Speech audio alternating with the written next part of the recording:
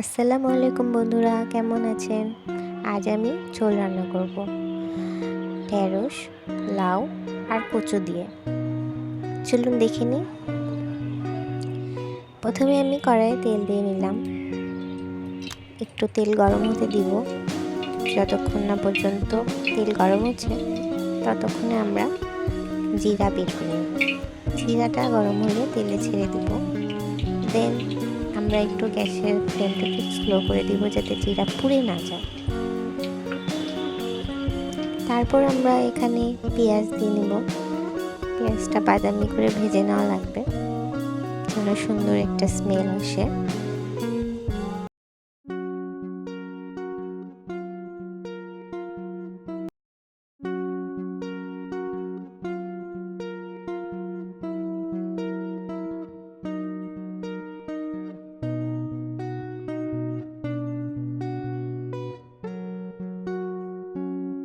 খানিকক্ষণ পেঁয়াজ নাড়াচাড়া করে বাদামি রং হয়ে আসলে আমরা বাকি পেঁয়াজ আর মরিচগুলো ঢেলে দেব মশলা দেওয়ার জন্য।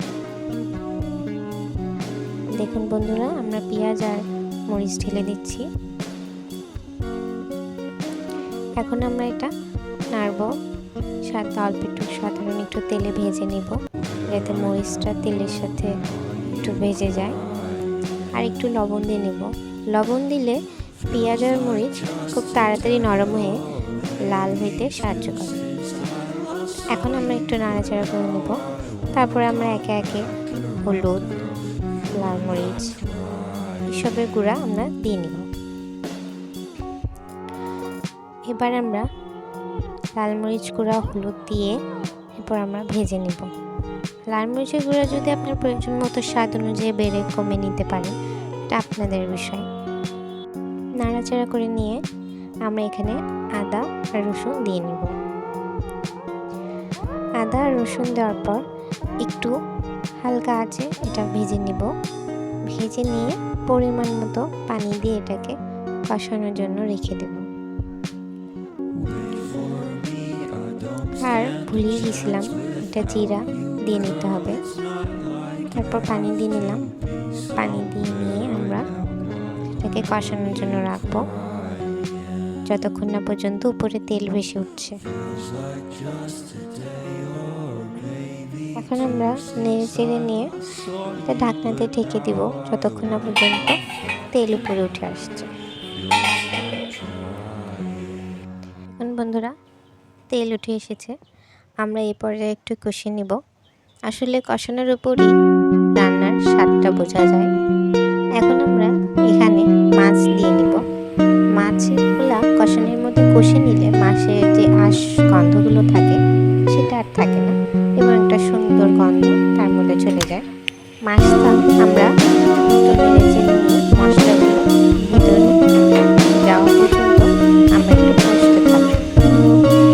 কষানো হয়ে গেলে আমরা মাছটাকে একটু আলাদা পাত্রে দিয়ে দেবো। এরপর যে পানি দেওয়া যাবে না, মশলাটা মাছটা কষে নিতে হবে।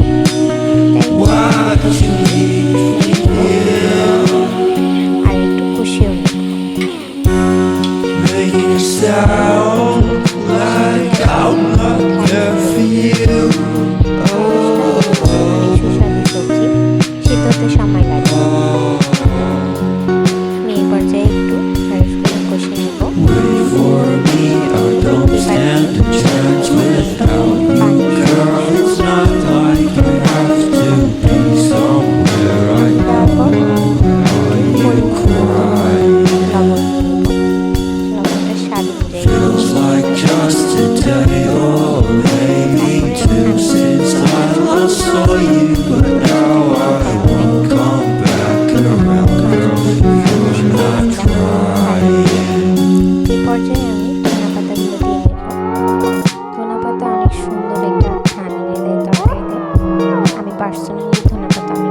করি। যে কোনো তরকারি হোক, ঝোল হোক আর বগুড়ার ঐতিহ্যবাহী পুরোপুরি, যে কোনোটাতেই দিলে স্বাদ অতিমাত্রা বেড়ে যায়।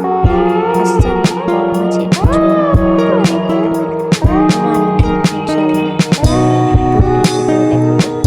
ততদিন পর্যন্ত